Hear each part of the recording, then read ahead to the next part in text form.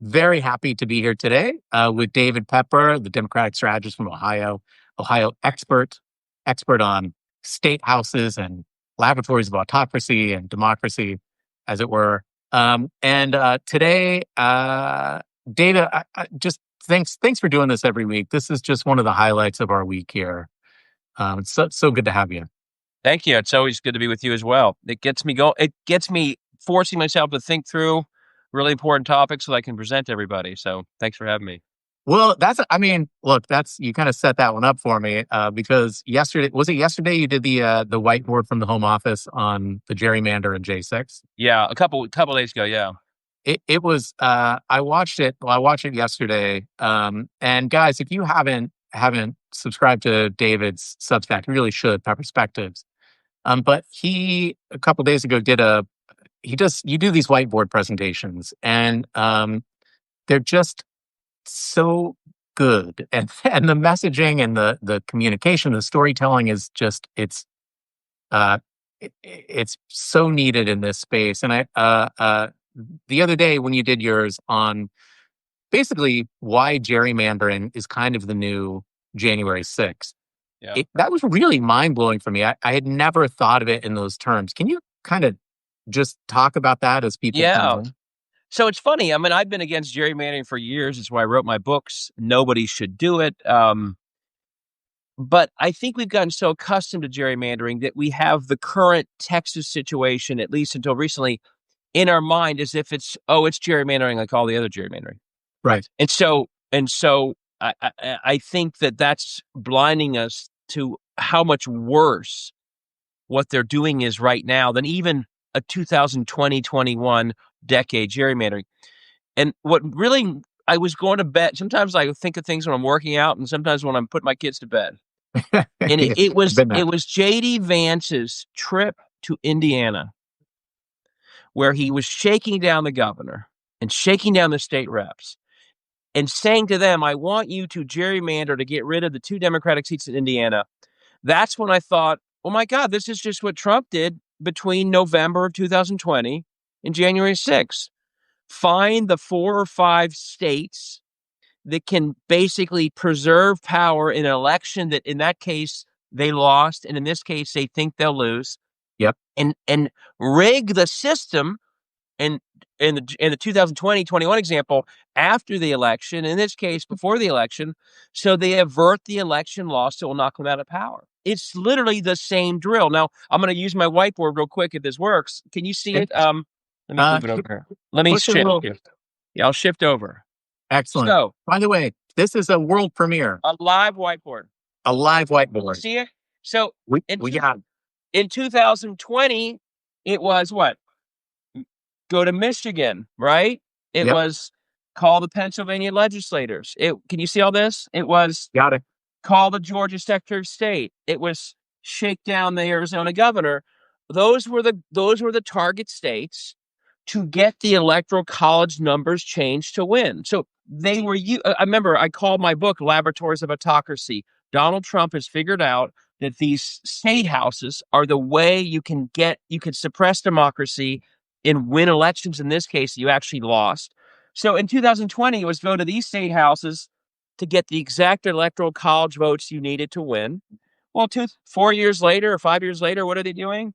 They're going to Texas, Florida, Ohio, Indiana, and Missouri. We know those states at least. That's Indiana's over here. So it's the same drill. They are literally using state house power in the 2020 example to mess with the electoral college math. And now they're doing it to mess with the House map that they, with Epstein and Medicaid cuts and all these other things happening, they are worried frantically that they will lose, and they're right that they will probably lose it. And here's the worry. So the difference is, of course, in 2020, it was doing it after the fact. Yeah. This is before the fact. In 2020, it was the Electoral College. Here, it's gerrymandering. And those differences are what worry me. Because... Yeah, explain that. Yeah.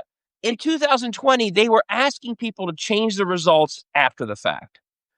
And that's Right. something that even legislators who've been living in lawless states like Ohio for years have not really done before. And they are asking them to mess with the electoral college vote, which no one has done before. So in the end, and the reason we had the violent attempt on January 6th itself was most of these people from Doug Ducey to Roethlisberger to some of the sheriffs, they said, we're not going to do this. It's too late. It's too ugly. And messing in the electoral college feels especially awful. What they're asking to do now, the problem is it's what they do all the time. Yeah. The Yeah. people they are going to in Ohio, in Texas, in Indiana, all these people know is gerrymandering. That's why they're in power themselves in their gerrymandered districts, and it's what they've done for years to gerrymander Congress. Now, doing it in a mid-decade is not what they've normally done. But the problem here is, and this is why we have to do what the Texas Democrats are doing by getting out of that state, it's far more likely that they will say yes to this attack on democracy than January 6th because this is old hat for these people. Gerrymandering is something they do in their sleep. I always say, I wish they were as good at governing as they are gerrymandering, but they do it all the time. And that's the risk. But if we see this only through the lens of, oh, gerrymandering and not through, no, this is a very similar assault on democracy. It's just in advance of an election as opposed to after. If we don't see it that way, and the good news is I think people do. That's why we see governors reacting. We see the Texas Democrats reacting. I'm going to Indiana on Sunday to Bloomington. We saw Indiana activists show up at that state house to Right. protest J.D. Vance. Good. This is a much sort of more intense assault on a future election. And I wrote about this a few days before the other one you mentioned. This is competitive autocracy in action. This Yes. is what Orban does. Um, have elections. See, people always wonder, will they cancel elections? The model they're following does not typically cancel elections. They want elections. They want mandates. They want to claim legitimacy. It's to mess around with elections in this way, so they pretty much are guaranteeing the results. And that's why we have to react to it so fiercely. And I'm glad people are. And I saw a statement from the Texas Democrats last night that they're going to keep doing what they're doing. Good. We should be part of this no more than we would have been part of the electoral college scam. So good. Stay away Yep. from any efforts to basically preempt the 2026 election results. That should be all of our attitude right now. Yeah, I think a couple of things, and one is that Rick Wilson on Lincoln Square will be speaking to Senator Gutierrez from Texas today at 1:30, I believe. So tune in for that. That's an inside look at the fight from Texas.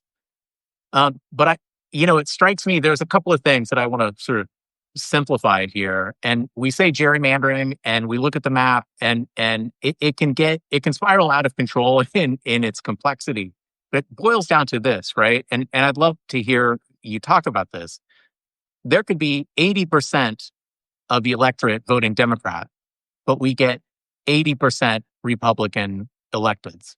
That's what gerrymandering, that's what it boils down to. It's rigging the math so that the minority of voters choose the elected leaders for everyone. How is that playing out in Ohio right now? Because I know you've talked about Ohio pretty passionately. Yeah. What's going on? Yeah, I mean, we are sitting, believe it or not, in Ohio, and this is when you hear people like J.D. Vance say, well, all the states do it, Democrats started it, we have to finish. That's all gaslighting. That's Yeah, this year's equivalent of the big lie. An example right, being Ohio. Ohio's maps, excuse me, are literally right now unconstitutional. The Ohio legislature violated not just the Ohio Constitution, which in our state, voters voted 75-25 to ban partisan gerrymandering. It is banned in the Ohio Constitution. Not only the Ohio legislators violated that provision, but they violated court orders twice that ruled that their maps were unconstitutional. So we are sitting right now in a state with unconstitutional maps, and that unconstitutional map is leading to a 10-5 Republican majority. And Kamala Harris didn't win Ohio, but she lost by 11 points. Sherrod lost by 3.5 points. 10 to right, 5 is nowhere close to what the voters of Ohio look like when they vote. right. But here's the worst part, and this is what we're going to be the next Texas. Um, we had several candidates overperform in gerrymandered districts that were gerrymandered against them. Wow. So the Republicans are mad that it's only 10-5 for them. They wanted 11-4 or 12-3, or for them, they want or 13-2 is their dream. And so the illegal map that led to 10-5, it's illegal against Democrats. But Amelia Sykes, who's a great candidate from the Akron area, Marcy Kaptur, a legendary legislator from Toledo, they won in districts that they were not supposed to win. And that's why Mike Johnson and the Republicans in the Ohio State House are right now behind closed doors um, somewhere rigging it again to make it even harder for people to overperform. And so their goal would be at least 12-3. And if you look at 12-3, that is so out of whack with Ohio, with where we are. And but by the way, when people say, well, New York and other states also gerrymandered, let's be very clear. By the way, no one should gerrymander. I think right now, the governors who are saying we're going to respond to what you're doing in responding kind, I think they have to do that. But longer term, we want no one gerrymandering. But let's be very clear on the facts for a second. We tried to get an independent commission, and the Republicans blocked us here through a completely, dishonest campaign. New York has independent districting commission. California's independent district commission. They don't have what Ohio has, where the politicians just do it. And here's the most egregious difference between Ohio and New York. In New York, when the map looked to be violating the New York Constitution, the New York's highest court ruled that way. And the current map of New York reflects the fact that the politicians of New York followed the court order.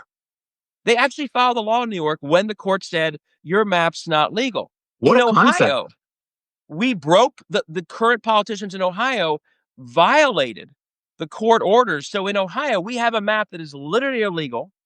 In New York, it is legal. And that's the difference. So when you hear Republicans say everyone does it, like, no, other states are not sitting on maps that their own courts found to be unconstitutional. They follow the laws in those states. And here in Ohio and other states, they either don't have any reform at all, so it's all partisan, or when they've been ruled to be in violation of the law, they just broke the law. That's how much worse it is in these Republican states. Well, so we had a question from Andrea. Let's see if I can find her. Andrea, oh, there you are. Who was asking basically that question. I know that this is a conundrum that so many of us have run up against, that your instinct when somebody punches you is to punch back as hard as you can, right? And Gavin Newsom is talking about really gerrymandering, finding seats in his own state. And like you said, gerrymandering is not a good system. It just doesn't, it's terrible. It's not democracy at all. So in the short term, I mean, I see, there's a huge imbalance, first of all, that, like you said, in New York, we could gerrymander, but we also play by the rules, so it won't come off exactly right. Right. In red states, they don't listen to the court, so it will come off, and they'll continue to gerrymander. What is our path forward? And I say this as let's look short term, midterm, and long term. Yeah. How do we get out of this? It's a great question, and I've lost sleep over this because I abhor gerrymandering.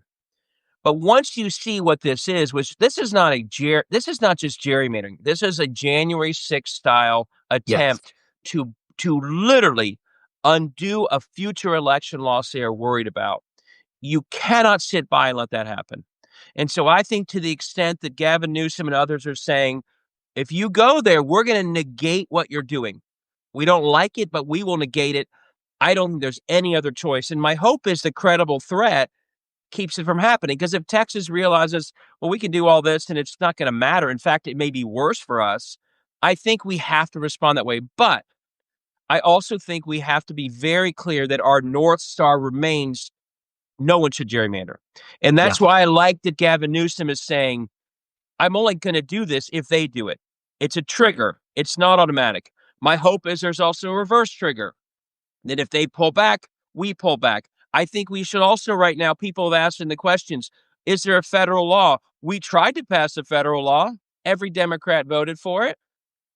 No Republican voted for it. They filibustered it. now that they're all squawking that they don't like gerrymandering, at the same time Gavin Newsom does this, let's get that vote back in front of Congress the minute recess is over, and let's Yeah. call for a vote. So we Yeah. make it clear that we must protect democracy. We must punch back if we have to. We don't want to. We know it's not a long-term plan for democracy. The long-term plan is that no one should gerrymander. And if that's federal law, or let's present a constitutional amendment at the same time that we're doing what we have to do. I think keeping that as a North Star is really important, because I can tell you from Ohio, you do not want to be in a state that is rigged like we are. It's not we I wrote the book Laboratories of Autocracy to describe it. It's not a democracy. There's no choice. And at some point that's not good no matter who does it. But I think in the short term, as someone said, we could very easily just lose the House permanently if we view this as just a gerrymandering debate and not a broader debate, which is no, this is an end run to lock in power in that House that they would otherwise lose. And we cannot sit back and just let them do that. And that's why keeping those Texas Democrats away from Texas. So there, again, we would never be participating in an electoral college fraud. So why would we want to have our politicians giving any ability to do what is essentially a preemptive attack on 26 elections? So once you view it in that lens, I think the punchback makes a lot of sense. But keep that North Star, because I don't want to live in a world in 10 years where every state is gerrymandered. No. We essentially, elections would lose all meaning if that were the case. And it's already bad enough in many of our states at the state house level. And so that's my other big call, Sam. Not only we will not solve this if all we're doing is responding in blue states. The other call to action is to get candidates in every one of the state house districts of Texas that's pushing for these maps and run against all these people, and stop allowing them to basically exist in a world where they're not contested. Because the reason why these red state houses behave so badly in Ohio, in Texas, is because our mindset until very recently, like Anderson Clayton did in North Carolina, has been, Yeah. oh, we don't want to run against you. It's not worth it. Well, that's why they behave this way. So the Yeah. offense, the way we go on offense for democracy, is not just, the countermeasures, but punching them in the face first means we're running against them in the red parts of Texas. And by the way, maybe we're talking about gerrymandering, maybe not, but we're talking about how they're ruining public schools through vouchers. And we're talking about how they're destroying Medicaid, the issues in those rural areas that would impact. And if we're not running against them half these places, they're going to keep doing everything they're doing. So that's the other long-term strategy, is no longer do we sit back and let them do all this stuff without a response. And by the way, an example, the law that was passed in Mississippi that led to Dobbs. The woman who authored that law in Mississippi didn't have an opponent in her next race. Oh my The God. senator who Oh, Mike Johnson. pushed the equivalent in Texas that led to so many consequences did not have an opponent in the next race. So our response has to be North Star, we on end gerrymandering. We fight fire with fire. But the best response long term is we start running against these people and holding them accountable in the places where they're doing so much damage to democracy. Well, and I think and Mike Johnson, as I understand it, ran essentially uncontested, right? So the Yeah, speaker, one of the most powerful men in our government, is not democratically elected, right. kind of. But nonetheless, and I want to also dial that back, and I want to get to the Ohio roster in a minute because I'm really inspired by this. However, the other thing is, we talk about elections, we talk about winning the elections, we talk about their rigging the game, and it starts to think, we start to look at it as a like football game. Um, really, what this boils down to is governance. They don't have governance. They don't have good policy, and usually, when you don't run your government uh, so that it spreads wealth, so that it builds equity, so that it fills potholes and keeps trains running, you get elected out. Yeah, And if you are running a government that people don't like, and the electors tell you that, then you change your policy. But instead of changing the policy, they're changing their voters. yeah, And so clearly, like, the democracy is, removing democracy takes away all of our choice, but it's bigger than that. Yeah. This is really about a race to the bottom for our communities, Yeah. for our most vulnerable, for your kids. Do they have lunch at school? Do they, it is really about um, creating a worse society Yeah. because it is in the hands of a few people with terrible ideas. It, and this is what happens in the world of gerrymandering. One, they gerrymander because they know everything you said is true. They know that Yeah. almost everything they push forward is unpopular. Abortion bans and gun laws that 10% of people agree with and 90% oppose, and destroying public schools. They have to gerrymander because they know that in a world of fair elections and enough swing districts, they would lose every Yeah. time pushing all this stuff. The same way Mehmet Oz lost once he explained his votes, why he thought, what did he say, that abortion should come down to a woman, her doctor, and the local public official. Like, these are losing positions. So they know that. But the other thing that happens, this is why gerrymandering, big picture, we need to get rid of it and not have it everywhere. What's happening in these red states? I went to get my book. I'm not here to pitch a book, but if you're interested in stuff, this is why I wrote these books, okay? Hold it up a Laboratories of little further. Autocracy and this one, okay? Saving Democracy. The world of gerrymandering has converted state houses like Ohio, and it's happening to Congress now as well. Once there is no accountability back to the people because everything's rigged, these places aren't about public service at all. These places are corrupted. It is what is happening in states like Ohio. It is literally the use of public power to support private interests. They give public school dollars to private schools. They give, We've written massive about that a breaks of lot too. public money to stadiums that are owned by billionaires. The entire operation of the state houses of places like Columbus. It's like, remember how Brett Favre took public money to build volleyball courts? Like, it's that on steroids. It's Yeah. literally private service. And once you see that, the downward spiral of states like Ohio makes sense. If it were about public outcomes, they would stop doing the bad things they're doing. But it's not about public outcomes. It's about serving the private interests that get them there. And because of gerrymandering, the public is locked out from being able to stop it. So we should stop even thinking literally the essential mission of gerrymandered state houses all around this country, like in Ohio, is completely corrupted.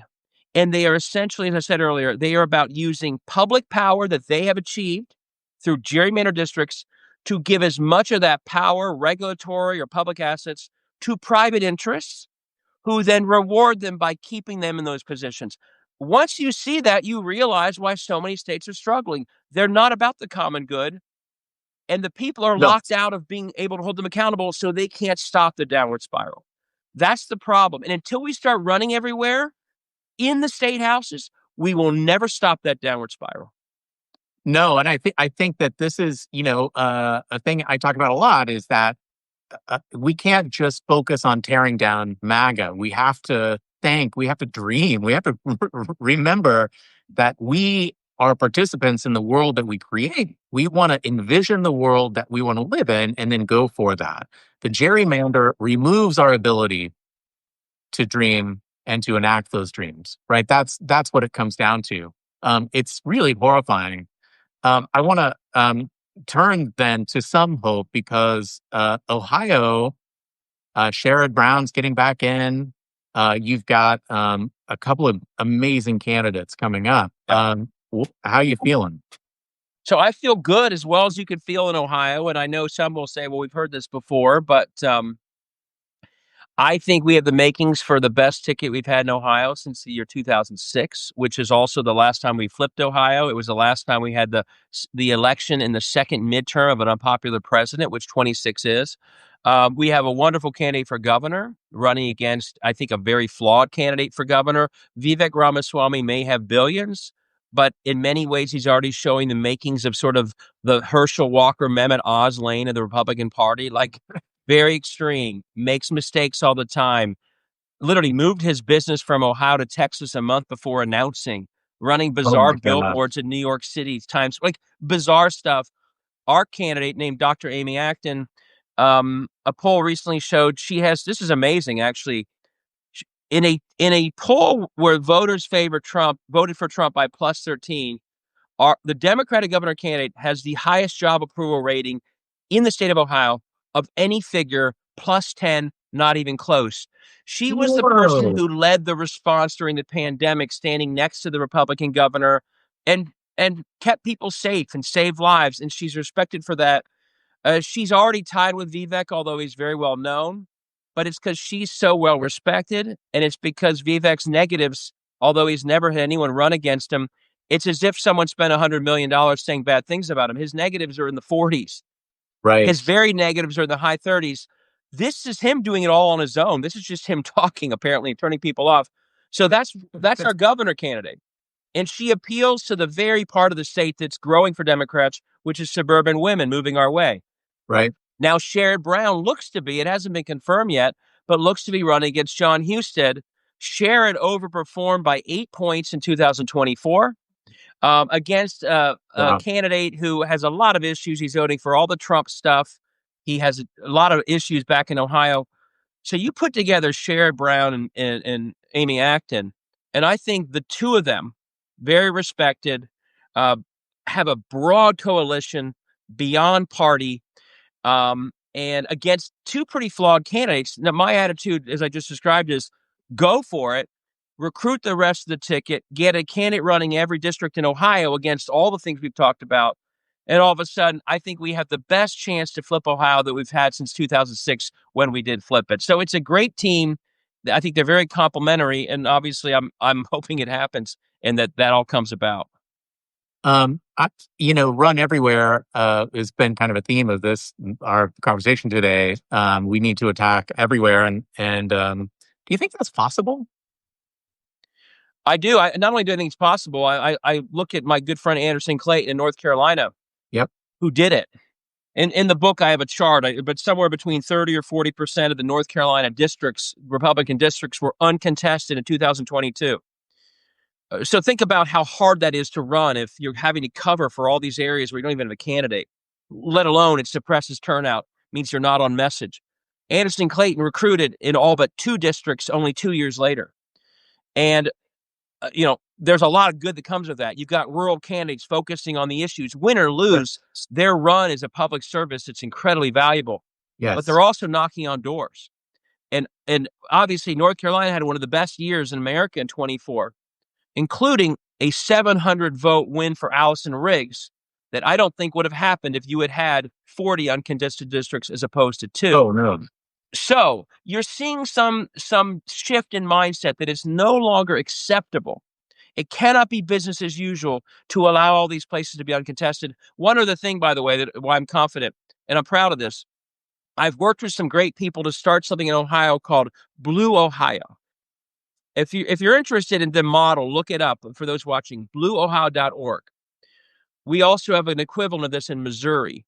We crowdfund money from small dollar donors who give monthly, and we use that money not to help the candidates that have a lot of money, but we give it to the people in the toughest district who otherwise never raise any money. And Wow. we say to them, because we want people to run. And if we don't value them running, they won't run, obviously. And we say to these candidates, oh, you're running in that really hard district that no one normally runs in? Thank you. We have a large check for you to get you started. Amazing. Last cycle, we raised more than $400,000 from monthly memberships of $8 or $10, and we Wow. supported 56 candidates. And my guess is we were the biggest supporter of 50 of those 56. And some of them said we wouldn't have run if we had not known that you were here, because these are people who, when they call up and someone says, can you win your district? Their answer is, we probably can't, but we still think it's better to run than not.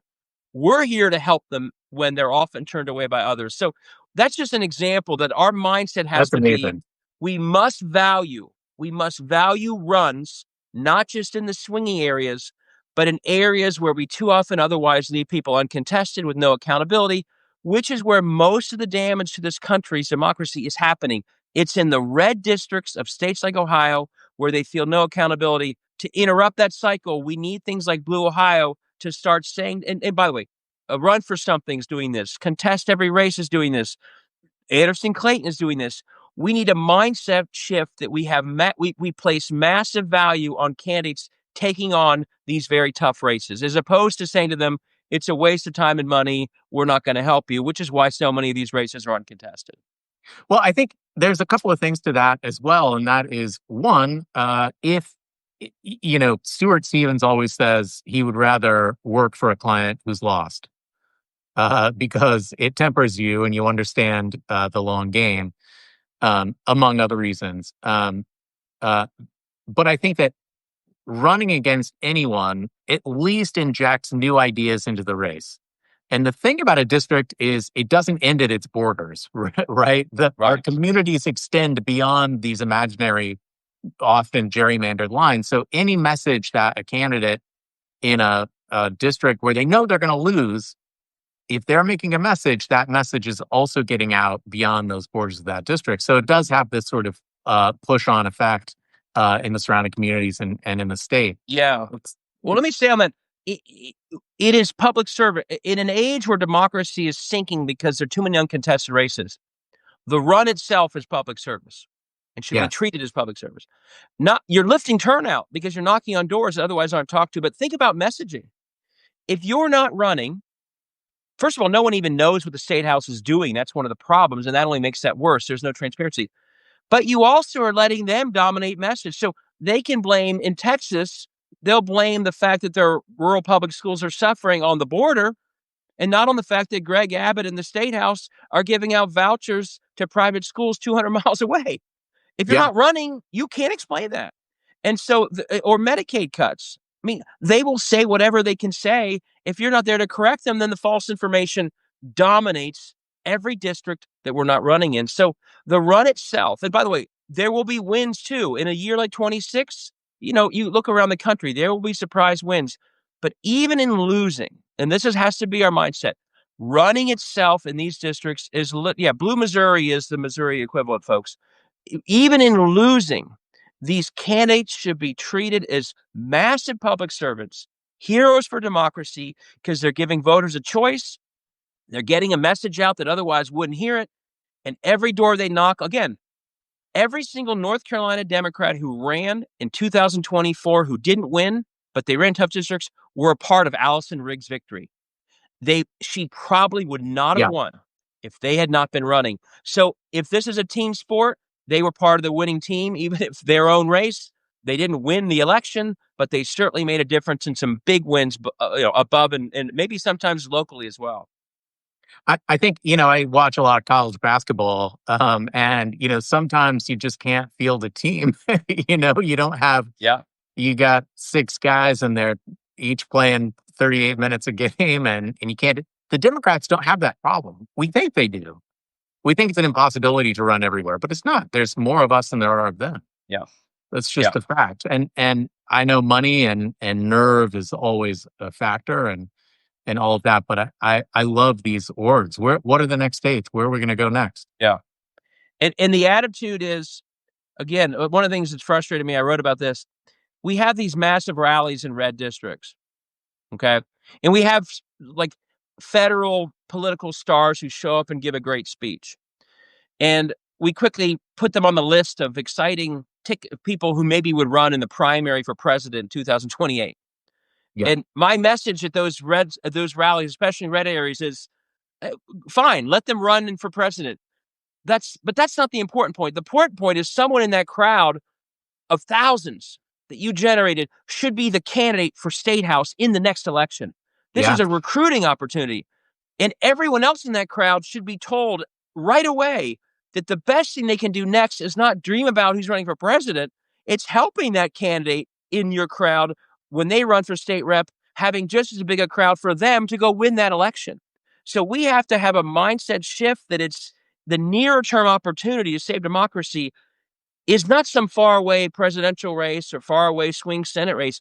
It's right where you are. And if you're in a really red district, don't view that as meaning that you're far away from the battle.